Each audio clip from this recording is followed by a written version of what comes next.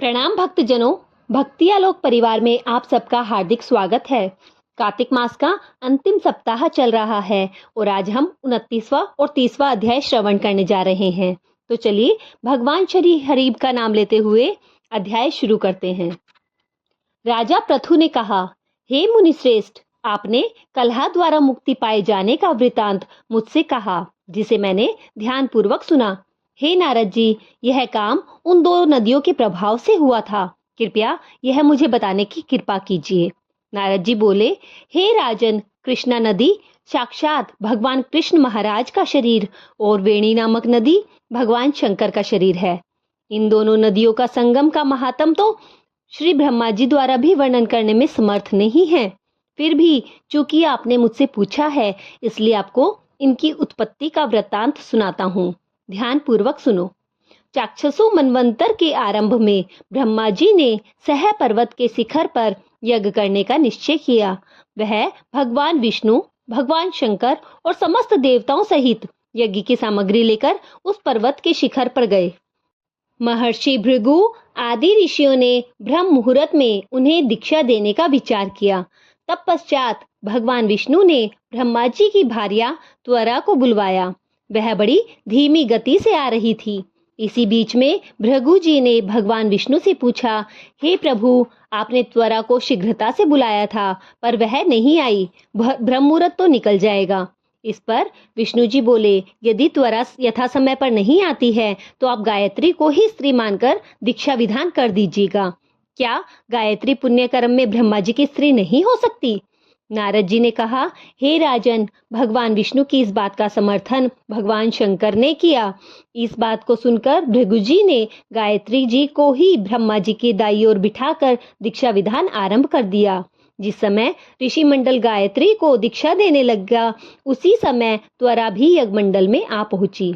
ब्रह्मा जी के दाई ओर गायत्री को बैठा देखकर ईर्ष्या से कुपित होकर त्वरा बोली, जहाँ अपूज्यों की पूजा और पूज्यों की अप्रतिष्ठा होती है, वहीं पर दुर्भिक्ष, मृत्यु और भय तीनों अवश्य हुआ करते हैं। यह गायत्री ब्रह्मा जी की दाई ओर मेरे स्थान पर विराजमान हुई है, इसलिए यह अदृश्य बहने वाली नदी होगी। आप सभी देवताओं ने बिना विचारे इसे मेरे स्थान पर बिठाया है, इसलिए आप सभी जड़ रूप नदियां होंगे।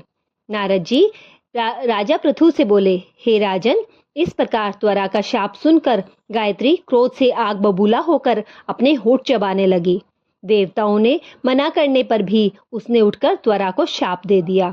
गायत्री बोली, त्वरा, जिस प्रकार ब्रह्मा जी तुम्हारे पति हैं, उसी प्रकार मेरे भी पति हैं। तुमने व्यर्थ ही शाप दे दिया है, इसलिए तुम भी नदी हो जाओ। तब देवताओं में खलबली मच गई।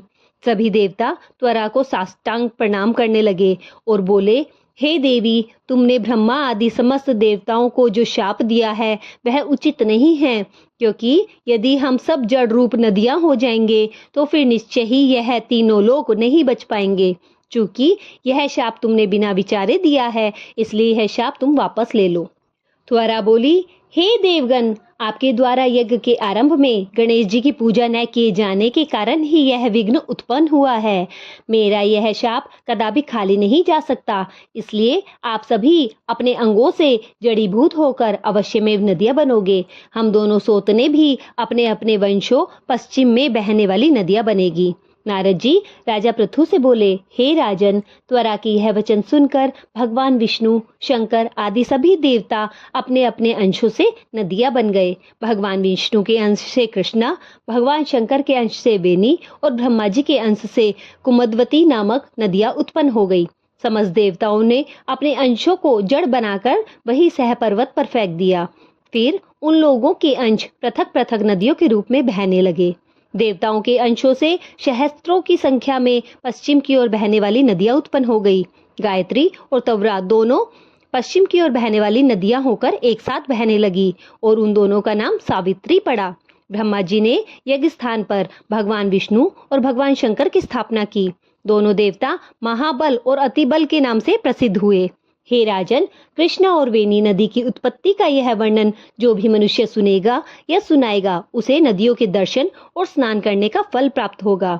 बोली श्री हरि भगवान विष्णु की जय, शंकर महाराज की जय, ब्रह्मा जी की जय। यहीं पर हमारा 29वां अध्याय समाप्त होता है।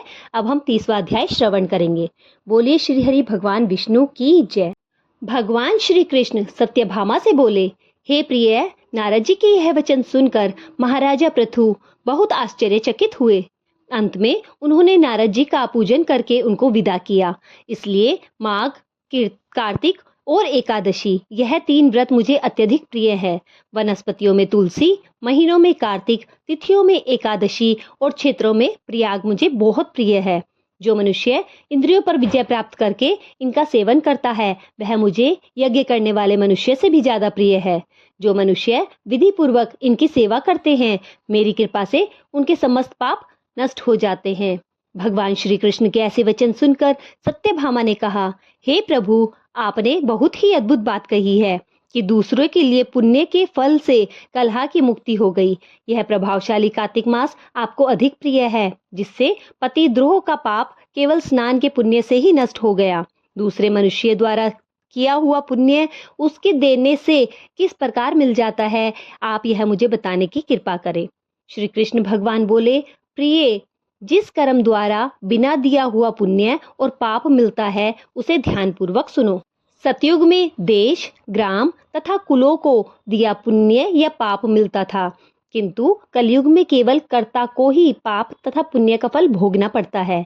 संसरण न करने पर भी वह व्यवस्था की गई है और संसरण से पाप व पुण्य दोनों को मिलते हैं।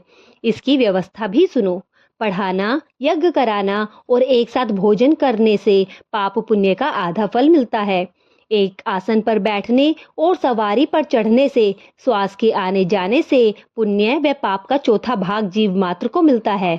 छूने से, भोजन करने से, दूसरों की स्तुति करने से पुण्य और पाप का 6वां भाग मिलता है। दूसरों की निंदा, चुगली और धिक्कार करने से उसका 7वां भाग मिलता है।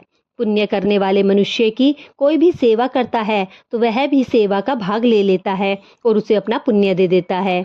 नौकर और शिष्य के अतिरिक्त जो मनुष्य दूसरों की सेवा करवाकर उसे पैसे नहीं देता, वह सेवक उसके पुण्य का भागी होता है। जो व्यक्ति पंक्ति में बैठे हुए भोजन करने वालों की पंगत लांघता है, वह उसे अपने पुण्य का 6वां भाग दे देता है। स्नान तथा ध्यान करते हुए मनुष्य से जो भी व्यक्ति बातचीत करता है या उसे छूता है, वह अपने पुण्य का उसको 6वां भाग दे देता है। जो मनुष्य धर्म के कार्यों के लिए दूसरों से धन मांगता है, वह पुण्य का भागी होता है। ठीक उसी प्रकार जिस प्रकार की दान करने वाला पुण्य का भागी होता है। जो मनुष्य धर्म का उपदेश करता है और उसके बाद सुनने वाले से याचना करता है, वह अपने पुण्य का 6वां भाग उसे दे देता है। जो मनुष्य दूसरों का धन चुराकर उससे धर्म करता है, वह चोरी का फल भोगता है और शीघ्र ही निर्धन हो जाता है, और जिसका धन वह चुराता है वह पुण्य का भागी हो जाता है। बिना ऋण उतारे जो मनुष्य मृत्यु को प्राप्त होता है, उसको ऋण देने वाला सज्जन पुरुष पुण्य का भागी होता है।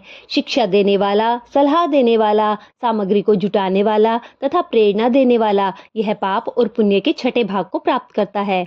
राजा प्रजा के पाप पुण्य के षष्टांग की भोगी होती है। गुरु शिष्य का, पति पत्नी का, पिता पुत्र का, स्त्री पत्नी के लिए पुण्य का 6ठा भाग पाती है। पति को प्रसन्न करने वाली आज्ञाकारी स्त्री पति के लिए पुण्य का आधा भाग ले लेती है। जो पुण्यात्मा पराये लोगों को दान देते हैं, वह उनके पुण्य का 6ठा भाग प्राप्त करते हैं। जीविका देने वाला मनुष्य जीविका ग्रहण करने वाले मनुष्य के पुण्य का 6ठा भाग प्राप्त करते हैं। इस प्रकार दूसरों के लिए पुण्य अथवा पाप बिना दिए भी दूसरों को मिल सकते हैं, किंतु यह नियम जो मैंने बताए हैं, ये कलयुग में लागू नहीं होते। कलयुग में तो एकमात्र कर्ता को ही अपने पाप व पुण्य भोगने पड़ते हैं। इस संबंध में एक बड़ा पुराना इतिहास भी है, जो कि पवित्र है और बुद्धि प्रदान करने वाला कहा जाता है। इसका वर्णन हम अगले अध्याय में करेंगे। तब तक भगवान श्री हरि का नाम लेते हुए हम इस वीडियो को यहीं पर समाप्त करते हैं।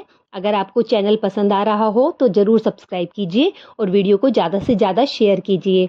कल हम इसका 31वां और 32वां अध्याय सुनेंगे। बोलिए श्री हरि भगवान विष्णु की जय।